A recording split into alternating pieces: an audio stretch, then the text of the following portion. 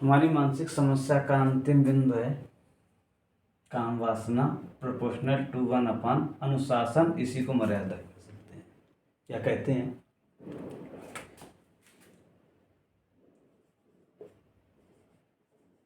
काम वासना H/, अनुशासन। अनुशासन डिसिप्लिन H बराबर K0 IQ P0 T0। इसको भी आप अच्छी तरीके से जानते हैं, इसकी व्याख्या करने की कोई ज़रूरत नहीं।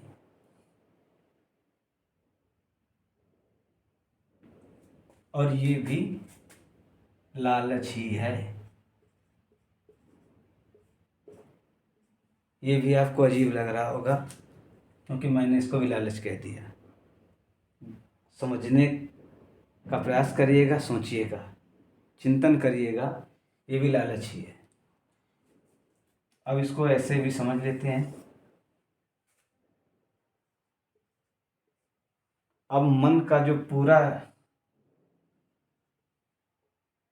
स्ट्रक्चर है वो अब आपको समझ में आने लगा होगा।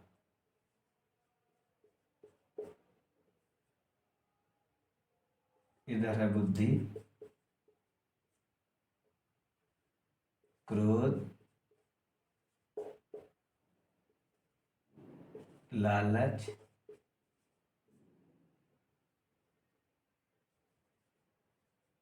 घमंड, मोह, अंतःकरण,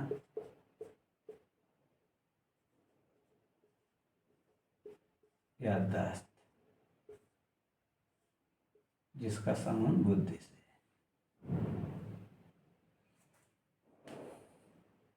अब जब काम वासना बुद्धि को ढक ले तो क्या होता है? जब इसकी अति बढ़ जाती है तो क्या होता है? आप अच्छी तरीके से जानते हैं, समाज में देखते भी हैं। और हमारा यही मन है जो इलेक्ट्रॉन की तरह चक्कर लगाता है बुद्धि के ऊपर, बारी बारी से वो प्रभावित करता रहता है।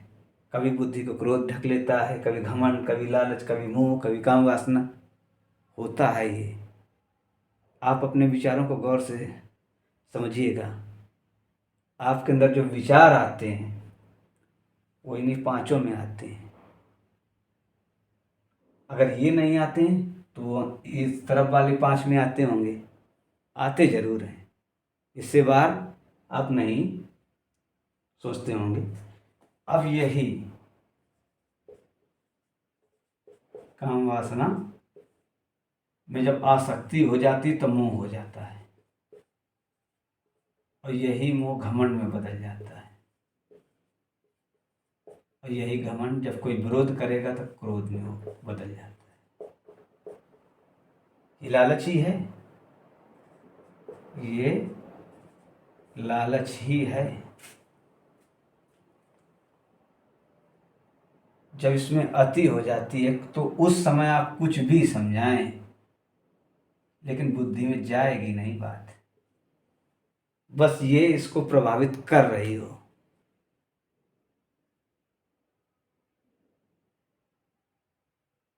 और अभी तक मन के विषय में जितना मैंने समझाया है, अगर इनमें से कोई भी, इन पांचों में से कोई भी ऊर्जा अगर आपकी बुद्धि को प्रभावित कर रही है तो मेरी बातें आपको समझ में आएंगी ही नहीं, क्योंकि ऐसा हो रहा होगा आपकी बुद्धि के साथ। तभी मैंने शुरू में ही कहा था मेरी बातें समझना इतना आसान नहीं है। आप अपना पूरा अनुभव लगा सकते हैं मेरी इन बातों को समझने के लिए। बस इनमें से कोई भी आपकी बुद्धि को प्रभावित कर रही हो, आपको किसी की सही बात समझ में ही नहीं आएगी। चाहे जितना कोई प्रयास करे। और बस फिर वही मेन बात कि जब काम वासना बुद्धि को ढक ले तो उसके सोचने समझने की क्षमता बहुत कम हो जाती है, कभी कभी जीरो भी हो जाती है। विचार शून्य होना बात अलग है, पर बुद्धि की सोचने समझने की क्षमता जीरो होना बात अलग है। ये विचार इनके यानी इन पांचों के विचार शून्य होने का मतलब संतुलन अवस्था में चले जाते हैं। और बुद्धि की क्षमता जीरो होने का मतलब सोचने समझने की क्षमता का मतलब बुद्धि निर्णय नहीं दे पाएगी।